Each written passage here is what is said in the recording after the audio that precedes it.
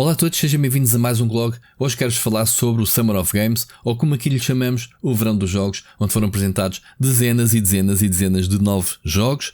Mais uma vez, não se consegue decorar o nome de todos, vamos jogando aqui uma demo, vamos vendo ali uns trailers, mas há muita coisa que foi anunciada. Eu vi 4 eventos principais, houve muitos outros mais indie, mais focados em jogos em concreto, mas aqueles que eu vi, State of Play, Xbox Showcase, o Future e obviamente o Summer of Games, pareceu-me serem um bocadinho o reflexo da indústria que estamos a viver agora. Há muitos jogos, muitos double A's, e é aquilo que é este blog vai se centrar, é como é que é possível chegarmos àquele que é o verão, o evento, e a indústria reflete aquilo que andámos a falar aqui há semanas, que é a recessão que está a haver nesta indústria em termos de jogos AAA. Atenção que eu nem sequer me estou a queixar, porque sinceramente acho que a indústria merece uma pausa para pensar. As grandes editoras, as Electronic Arts, as Activisions, a Ubisoft, a Sony, a Nintendo, obviamente a Microsoft,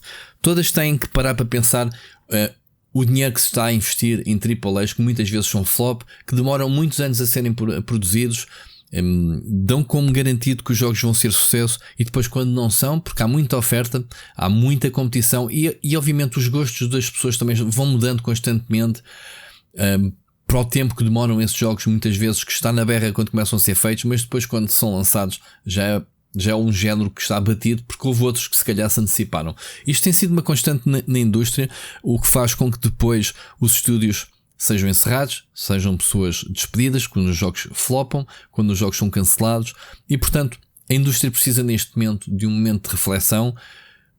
Este ano, pelo menos, o próprio Ricardo já tinha dito, pelo que tem visto nos bastidores dos eventos, dos investimentos, que há muito pouca coragem para investir em novos IPs, sobretudo se forem AAAs. E então temos este Summer of Games que se destacou pelos double A's, e este ano tem sido jogos muito bons nesse género. Recentemente tivemos o Expedition 33, o Clair Noir, e temos, Blades of Fire, vários títulos que têm sido, que nem são indie, nem são AAA, são ali aqueles double A's com mais qualidade que os double A's que tínhamos antigamente.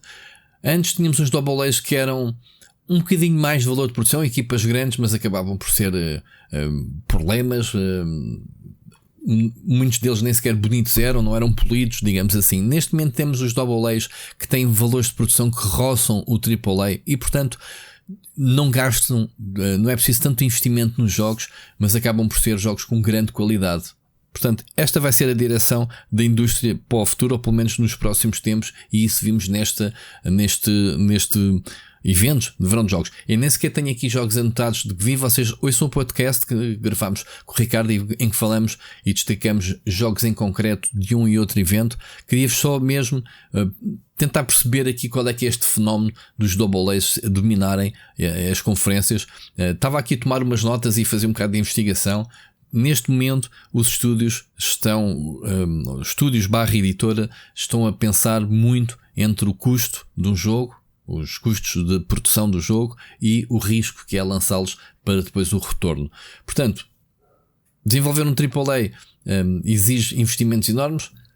Os estúdios são cada vez mais cautelosos, demoram muito tempo, não se consegue estar 5, 6 anos, não se consegue estar como um GTA 6 a desenvolver durante tantos anos, mas era um jogo que também nos foi explicado pelo Ricardo que fazia falta este ano para dar um bocadinho de ânimo à indústria, de mostrar aos investidores que, olhem, a indústria é isto, e há aqui muito potencial de se poder investir nos videojogos. Depois também temos a própria vontade dos jogadores. Quer dizer, não é porque um jogo AAA sai este mês que nós temos que ir obrigatoriamente o jogar. Parece que fica mesmo instituído, mesmo nas comunidades que vejo, que quando saem jogos de grande nome, parece que temos a obrigação de os ter. Obviamente que há pessoas com mais rigor que preferem esperar que o jogo, por exemplo, baixe de preço, ou para jogarem mais tarde, fora deste hype.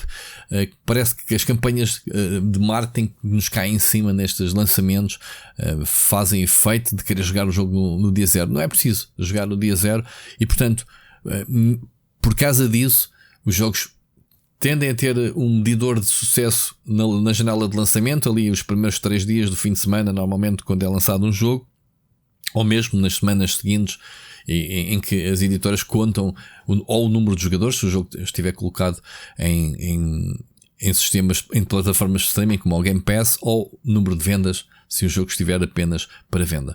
E portanto, os jogadores estão neste caso à procura de experiências mais diferenciadoras, e é nestes jogos AA que encontramos, ou jogos indie, que encontramos esse tipo de novas experiências criativas que sejam diferenciadoras, e portanto os AAAs não conseguem fazer isso porque não podem arriscar valores de produção muito elaborados, muito elevados, e depois o jogo ser um experimentalismo. Isso não existe. Portanto, outro aspecto que tem contado muito naquilo que eu li para esta explosão dos AAAs é finalmente estamos a colher os frutos daquelas políticas, tanto do Unreal 5, da Epic Games ter lançado o Unreal 5 em formato aberto, em open source, digamos assim, com um modelo de negócio que só a partir de X cópias em que os estúdios rentabilizam os seus jogos é que têm que pagar os tais fees à Epic. Portanto, se o jogo for sucesso, ambos recebem. A editora fatura obviamente as vendas, e no caso da Epic fatura os royalties do uso da tecnologia, e também obviamente Unity, que teve o mesmo percurso, e há muitos jogos cada vez mais feitos em Unity que podemos ver no início das intros. Portanto, entre Unity e Unreal, mais uma vez o Clair Obscur foi feito em Unreal 5.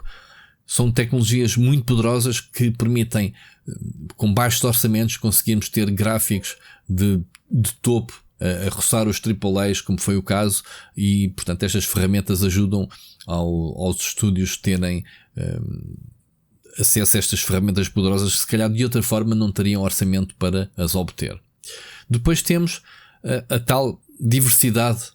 Há muita gente que não quer mais. Estávamos a comentar num podcast que havia muito esta tendência agora do jogo random na terceira pessoa, com ambiente de fantasia, muito a roçar o Souls-like no que diz respeito a combates.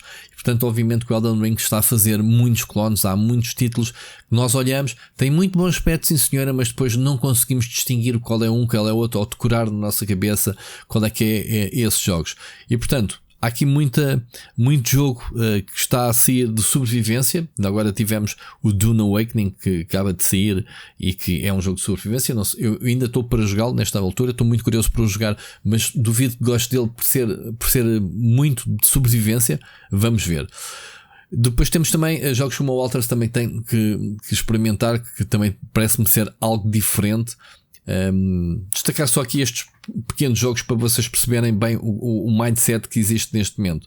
E portanto, eu fico contente por um lado que, se a indústria precisa de estabilizar, precisamos então de voltar um bocadinho atrás e fazer um scale down daquilo que são as grandes produções. Obviamente que eu gosto de jogos, gosto de muito bons jogos, gosto de um bom AAA, quero jogar muito o próximo jogo, o Death Stranding 2 do Kojima, que está aí mesmo a sair, vai ser num AAA, mas tirando esse, tenho muita curiosidade para muitos outros títulos que tenho sacado demos. Experimentem demos já agora, fiquem a conhecer as propostas, estes eventos. Normalmente até têm demos que podem ficar para sempre, mas algumas são temporárias. Eu espero ter tempo para experimentar. Tenho mais de 20 demos que queria não só experimentar, como trazer algum conteúdo para vos mostrar também no canal principal.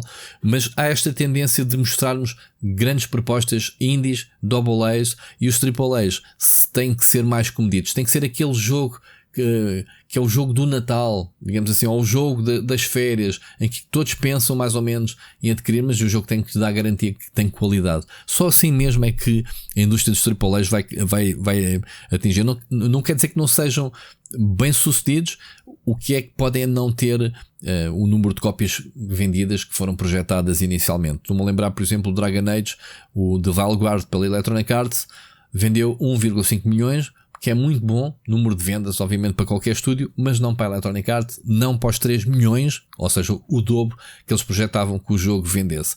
Nem todos os jogos conseguem vender muitos milhões, mas pronto.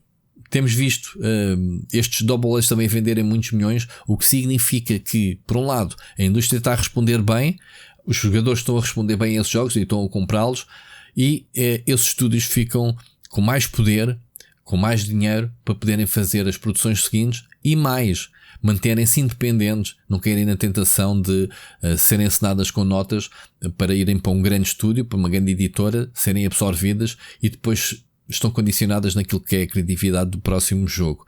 Isto também está a acontecer muito nesta confusão toda. Entre os estúdios que fecham, há outros estúdios que conseguem tornar-se independentes, ou então simplesmente nascem outros estúdios com as pessoas que saíram dessas situações menos favoráveis. Portanto, da mesma forma que vejo estúdios como, por exemplo, a Haze Light do Split Fiction, mais um jogo de sucesso, mais um jogo que é suposto ser um double A, mas com valores de produção a roçar o triple A. Se olharmos para a ficha técnica, vemos que há muito outsourcing a ajudar a equipa base a construir o jogo. E o jogo é um dos candidatos facilmente a jogo do ano e não custou os milhões de qualquer editora. Eles pertencem à Electronic Arts Label em termos de acordo de distribuição, mas nunca na vida ele vai conseguir, nunca na vida o Fers, que é o dono do estúdio, vai vender o estúdio da Electronic Arts. Ele próprio já disse que não vale a pena, porque nós queremos manter-nos criativos, fazer aquilo que queremos fazer, e o resultado está à vista. Os jogos têm sucesso, são bons, e portanto é por aqui que passa a indústria, no meu ver. Digam nos comentários o que é que vocês acham sobre este tema, se realmente os AA estão aí a ficar. Eu já fiz um blog anteriormente sobre os AAs iriam salvar a indústria. Isto não é um pensamento de agora, mas agora parece-me a mim ser a confirmação daquilo que já se estava a adivinhar nos últimos, 2 anos, mais ou menos, que era a estagnação dos AAAs para o ressurgimento, sobretudo dos AAs. Já não vou falar dos indies que continuam a nascer que nem cogumelos, mas os AAs, que são jogos que estão ali com um bom orçamento, mas não um orçamento megalómano para serem uns bons jogos que temos jogado. E portanto é isto. Digam nos comentários o que é que vocês acham sobre o assunto. Não se esqueçam de deixar o like para apoiar este vídeo e vemos no próximo. Um grande abraço.